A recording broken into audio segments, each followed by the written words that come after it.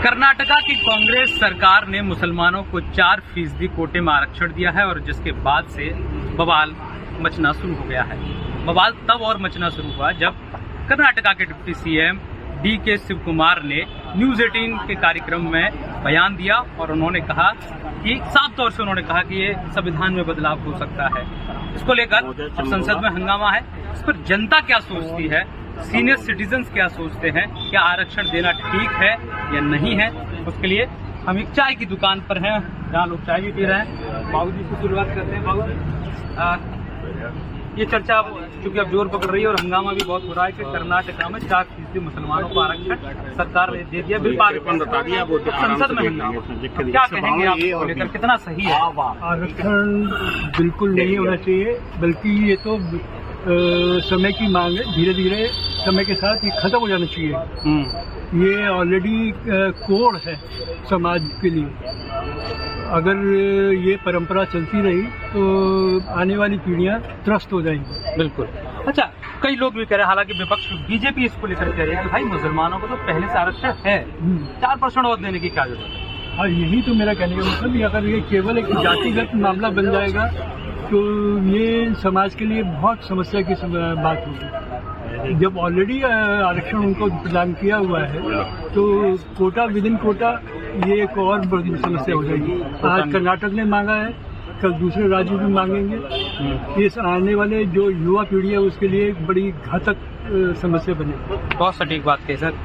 क्या लगता है, आपने पूरी चर्चा सुनी है, अब चूंकि अब कोटे में कोटा मुसलमानों का आरक्षण 4% तो और स्टेट भी तो मांग कर सकते हैं, इसको लेकर क्या सोचते हैं आप? देखिए, मेरा मानना यह है कि ये आरक्षण जो मांग रहे हैं एक तरह से सरकार को बहुत पीछे ले जाने वाला काम कर रहे हैं, क्योंकि ऐसा हर जाति बिरादरी चाहती है कि हमें भी रिजर्वेशन मिलना चाहिए।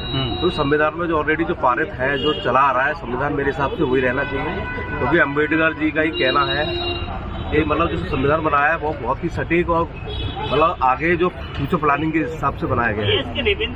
तो इसकी मेरे हिसाब से ऐसे तो कोई भी डिमांड कर सकता है, कोई भी मतलब कैटेगरी डिमांड कर सकते हैं। न्यूज़ 18 के शो में जो डिप्टी सीएम है शिव कुमार, उन्होंने साफ तौर से कह भी दिया है और बीजेपी आरोप भी लगा रही है कि भाई ये तो संविधान के साथ बिल्कुल खिलवाड़ है, संविधान की गरिमा को खत्म करने वाली बात है। बिल्कुल सही कह रहे हैं आप, क्योंकि ये इस हिसाब से तो मतलब आरक्षण किस किस को दोगे आप, आरक्षण किस किस को दोगे? तो मेरा मानना ये है जो ऑलरेडी आरक्षण है वही रहे तो ज्यादा बेटर है, नहीं तो जो आने वाली जो पीढ़ी है वो बिल्कुल गड्ढे में जाएगी। सर, समय समय पे बहुत सारे जो वर्ग हैं, थोड़ा समाज जैसे हम कहते हैं, जो आरक्षण का रोज कहीं न कहीं करते हुए आए, इसको लेकर क्या लगता है एक नया विवाद भी खड़ा हो जाएगा? बिल्कुल विवाद तो खड़ा होगा, क्योंकि ऐसा ना अभी फिलहाल बीजेपी सरकार है तो वो क्या कि बहुत ही मतलब अपने गुणा भाग करके बहुत ही प्लानिंग से चल रही है और पब्लिक अभी फिलहाल जो भी चल रहा है वो ठीक है। और मुझे नहीं लगता कि ये आगे मतलब आरक्षण की डिमांड जो है 4% जो रिलैक्सेशन दे रहे हैं मुस्लिम कास्ट को, वो नहीं देना चाहिए। मैं फिर सर आपसे पूछूंगा कि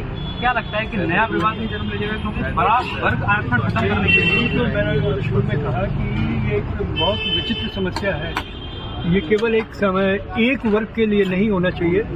अगर देना चाहिए तो जो संविधान में ऑलरेडी लिखा गया है तो उसी के अंतर्गत वो उतनी सीमा ही रहनी चाहिए, बल्कि और धीरे धीरे क्षण क्षण खत्म होना चाहिए, खत्म कर देना चाहिए। बिल्कुल सही बात है। आगरा के बहुत सीनियर सिटीजन्स हैं जिन्होंने बेबाकी से अपनी राय रखी। तो बहुत एक जनरल सवाल है कि कर्नाटका में मुस्लिम आरक्षण 4% लागू कर दिया गया, तो इसको लेकर हंगामा करता है। आप सर एज ए नागरिक क्या कहेंगे? नहीं, एज ए नागरिक तो हमारी एक ही राय रहेगी कि आरक्षण समाप्त होना चाहिए। क्योंकि जो चीज़ आपको कम करनी चाहिए वो चीज़ आप बढ़ाते चले जा रहे हैं। और भी बहुत सारे सोल्यूशन है।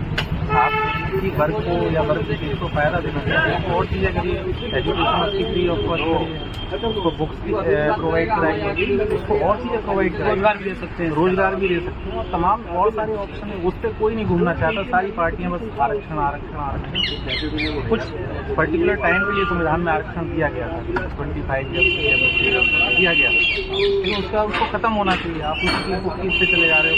आप ये बताइए कि एक अगर सवर्ण है और वो 98% लेके आता है और एक आरक्षित वर्ग का बच्चा जो है उसको 45 से 50% हो, उसको जॉब मिल जाती है और वो 98 वाला रह जाता है। खबर कर रहे हो क्या होगा? 98% आदमी कहीं नहीं जा पाता। और आप क्या सोचते हैं कि जैसे अगर कांग्रेस कर्नाटक में अगर 4% लागू कर देते तो कल को जो गैर बीजेपी वाले राज्य हैं वो भी मांग कर सकते हैं कि भाई हमारे यहाँ भी दे दीजिए। बिल्कुल कर सकते हैं, बिल्कुल कर सकते हैं। और ये लड़ाई का अंत ही नहीं। ये केवल बवाल फैलाने के लिए ड्रामा है, क्योंकि कांग्रेस ऑलरेडी बैकफुट पे इतना है और बीजेपी तो फ्रंट फुट पे चल ही रही है, तो उसको बस बैकफुट पे लाने के लिए कहीं ना कहीं ये प्रॉब्लम क्रिएट करने, अगर नहीं करेगा तो फिर वोट कहाँ से मिलेगा। बिल्कुल राजनीति कर रही है, वोट बैंक की ये साफ तौर पर राजनीति है और इसको लेकर अब आगरा के लोगों की राय आपने सुनी। अब आने वाले वक्त बताएगा कि कोर्ट इस पर क्या फैसला लेता है, संसद इस पर क्या फैसला लेता है। क्या जो कांग्रेस सरकार का कर्नाटक में 4% का जो मुसलमानों का आरक्षण दिया जा रहा है वो फैसला वापस होगा या फिर लागू रहेगा। मैं हरिकांत शर्मा, न्यूज़ 18 आगरा।